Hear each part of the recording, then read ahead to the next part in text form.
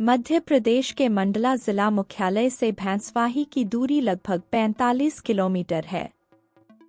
इसी जगह ईदगाह टोला भी है जहां 30 मकान हुआ करते थे। अब ये एक खंडहर में तब्दील हो गया है। जगह जगह मलबे का ढेर, टूटी दीवारें और इस मलबे में अपना सामान तलाश करते बच्चे और महिलाएं। बच्चे अपने खिलौने ढूंढ रहे हैं और महिलाएं वो कीमती सामान खोज रही हैं जो मलबे के नीचे दबा पड़ा है। रोशनी बी की आंखों में आंसू हैं। वो बोलती हैं, किसी और के किए गए गुनाह की सजा किसी और को दी जा रही है। हमारे घर से कुछ नहीं मिला है। हमारा घर अचानक तोड़ दिया। कहती हैं, कम से कम हमें आगाह तो कर देते तो हम अपने खाने पीने का सामान तो निकाल लेते। अब 4 दिन हो गए हैं, एक दाना नसीब नहीं हुआ है। उनके पति भी उन 10 लोगों में से हैं जिनको पुलिस फरार घोषित कर चुकी है और उन पर 5,000 रुपए के इनाम की घोषणा भी कर दी गई है। टोले के मुहाने पर ही 70 साल के अब्दुल रफीक अपनी झोपड़ी में बैठे हैं। वो बीमार हैं और उन्हें पेशाब की थैली लगाई गई है। इस टोले में सिर्फ वो ही एकमात्र पुरुष मौजूद हैं। इस टोले में 15 और 16 जून को क्या हुआ था? इस सवाल पर वो अनभिज्ञता जाहिर करते हुए कहते हैं, मैं तो अपने झोपड़े में था। क्या हुआ पता नहीं। यहाँ कौन क्या करता है, मुझ बीमार आदमी को भनक भी नहीं है। इसी महीने की 16 तारीख को कथित अतिक्रमण के खिलाफ चलाए गए अभियान के दौरान टोले के मुस्लिम परिवारों के 11 मकानों पर बुलडोजर चला। मंडला के प्रशासन का कहना है कि जो मकान तोड़े गए हैं वो उन 11 लोगों के मकान हैं जिनको गो हत्या और गो तस्करी के मामले में अभियुक्त बनाया गया है। मंडला के अतिरिक्त जिला अधिकारी राजेंद्र कुमार सिंह का कहना है कि वैसे तो ये पूरा का पूरा टोला अवैध रूप से सरकारी जमीन पर ही बसा हुआ है। वो कहते हैं, अतिक्रमण हटाने की प्रक्रिया चल ही रही है और बहुत पहले से ही यहाँ के लोगों को हट जाने को कहा गया था। अभी सिर्फ 11 लोगों के मकान तोड़े गए हैं या अतिक्रमण हटाया गया है। जिला अधिकारी सलोनी सिडाना ने बीबीसी से बात करते हुए स्पष्ट किया कि अतिक्रमण के खिलाफ कार्यवाही वर्ष 2022 से ही चलाई जा रही है। वो कहती हैं कि भैंसवाही में मुस्लिम आबादी रहती है और ईद उल अजहा की वजह से सिर्फ उन्हीं 11 लोगों के अतिक्रमण किए हुए मकान हटाए गए हैं जिनके घरों पर पुलिस ने छापेमारी की थी और उनके खिलाफ गो तस्करी और गोमांस बेचने के साक्ष्य मिले थे। कहती हैं कि भैंसवाही में पुलिस और प्रशासन के लोगों का जाना बेहद जोखिम भरा इसलिए भी है क्योंकि कई बार उन पर हमले किए गए हैं। वो सभी कानूनी प्रक्रियाओं का पालन करने का भी दावा करती हैं। पुलिस का दावा है कि जून की 15 तारीख को स्थानीय थाने को भैंसवाही में गौ मास होने की सूचना मिली थी, जिसके बाद अतिरिक्त बलों को बुलवाया गया और नैनपुर थाने के प्रभारी और अनुमंडल पुलिस अधिकारी नेहा पच्चीसिया के नेतृत्व में छापेमारी की गई। पुलिस का दावा है कि सभी 11 अभियुक्तों के घरों से गौ हत्या के साक्ष्य मिले हैं। कहती हैं कि भैंसवाही में पुलिस और प्रशासन के लोगों का जाना बेहद जोखिम भरा इसलिए भी है क्योंकि कई बार उन पर हमले किए गए हैं। वो सभी कानूनी प्रक्रियाओं का पालन करने का भी दावा करती हैं। पुलिस का दावा है कि जून की 15 तारीख को स्थानीय थाने को भैंसवाही में गौ मास होने की सूचना मिली थी, जिसके बाद अतिरिक्त बलों को बुलवाया गया और नैनपुर थाने के प्रभारी और अनुमंडल पुलिस अधिकारी नेहा पच्चीसिया के नेतृत्व में छापेमारी की गई। पुलिस का दावा है कि सभी 11 अभियुक्तों के घरों से गौ हत्या के साक्ष्य मिले हैं। रजत सकलेचा मंडला के पुलिस अधीक्षक हैं।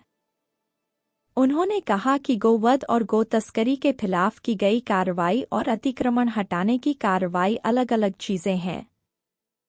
सकलेचा कहते हैं, छापेमारी के दौरान आरोपियों के घरों के अलग अलग कमरों में फ्रिज में गो मांस मिला था। इसके अलावा काटने के लिए इस्तेमाल किए जाने वाले हथियार भी बरामद किए गए। कमरों के अंदर गायें भी बंधी हुई थीं। वो बताते हैं कि घरों के पीछे से भी लगभग 150 के लगभग गायें मौजूद थीं, जिन्हें पुलिस ने अपनी हिफाजत में ले लिया। अपने कार्यालय में बीबीसी से बात करते हुए उन्होंने बताया, हमको वहां अलग अलग घरों से और घरों के बाहर से भी हड्डियों के ढेर मिले हैं। कई ऐसे घर हैं जहां से गायों के मांस के अलावा खाल और चर्बी भी बरामद हुई है। प्रथम दृष्टया जो साक्ष्य सामने आए उसके आधार पर 11 प्राथमिकियां दर्ज की गई हैं। मांस के सैंपल को जांच के लिए हैदराबाद भी भेजा गया है। मंडला से पिंडराई के रास्ते में 8 किलोमीटर पहले दाहिनी तरफ ही बैंसवाही है। इसमें 3 टोले हैं, मस्जिद टोला, किसानी टोला और ईदगाह टोला। ईदगाह टोला में ज्यादातर कुरैशी समुदाय के लोग रहते हैं, जबकि किसानी टोला आदिवासी बहुल है। यहाँ की सरपंच भी आदिवासी हैं।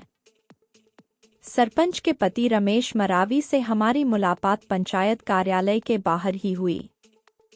उनका कहना था कि गोतस्करी की जानकारी पंचायत वाले पुलिस को देते रहे हैं, मगर जो कार्रवाई हुई है वो बहुत देर से हुई है, लेकिन वो भी मकान तोड़े जाने के पक्ष में नहीं थे। यही की रहने वाली समीना बानो का आरोप है कि जो कुछ पुलिस ने बरामद किया है वो वाहिद कुरैशी के घर से बरामद किया है, मगर पुलिस ने दूसरों को भी इस मामले में फंसा दिया है। उनके पड़ोस की रजिया का कहना है कि वो अपनी बेटी की शादी की तैयारियों में लगी हुई थी। शादी के लिए जो सामान खरीदा वो मकान तोड़े जाने की वजह से बर्बाद हो गया।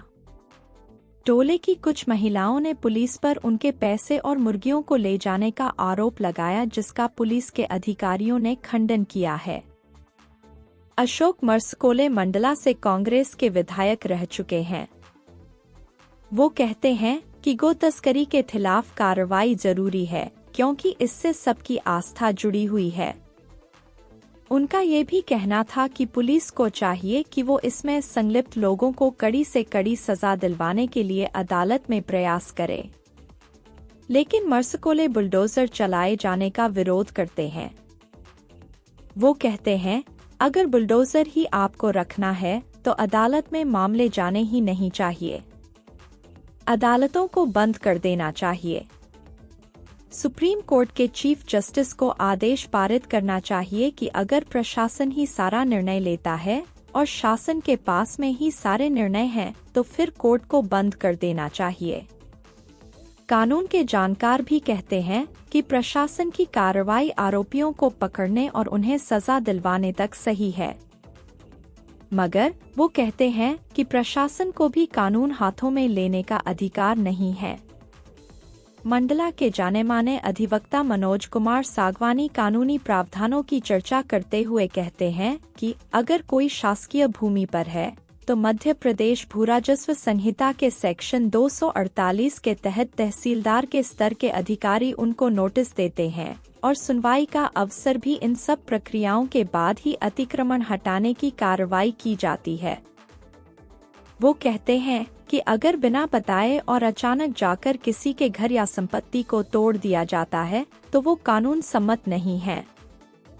नैनपुर एक छोटा सा कस्बा है जहां मुसलमानों की भी आबादी है। यहाँ की एक बड़ी मस्जिद है जिसके सदर शेख जफर मंसूरी हैं। दोपहर की नमाज के बाद मस्जिद से नमाजी एक एक कर बाहर आ रहे हैं। इनमें कुछ से बातचीत भी हुई। मंसूरी ने बातचीत के दौरान कहा कि भैंसवाही में जिस तरह का काम हो रहा था उससे पूरे मुसलमान शर्मिंदा हैं। अब्दुल वहाब अली के अनुसार भैंसवाही में प्रशासन की जो कार्रवाई हुई है वो सही है। वो कहते हैं, इन कुछ लोगों ने पूरे समाज का नाम बदनाम कर दिया है। हिंदुओं की आस्था को ठेस पहुंचती रही है। हम हिंदू भाइयों के साथ खड़े हैं। प्रशासन ने जो किया वो सही किया और इसकी जरूरत कई सालों से थी, लेकिन प्रशासनिक अधिकारियों के पास इस बात का कोई तर्क नहीं है कि इन 11 मकानों में से 3 ऐसे थे जो केंद्र सरकार की आवासीय योजनाओं के तहत बनाए गए थे। इनमें से एक आसिया का मकान भी है। वो कहती हैं, इंदिरा आवास योजना वाले हमारे 2 मकान थे और जो अभी सरकार राज्य में है उसी ने ये मकान आवंटित किए थे। सरकार अपनी इस कार्रवाई को जायज बता रही है। प्रशासनिक अधिकारी कहते हैं कि सिर्फ उन्हीं अभियुक्तों के मकानों को तोड़ा गया है जो अवैध तरीके से बने थे और जिन पर पुलिस ने प्राथमिकी दर्ज की है।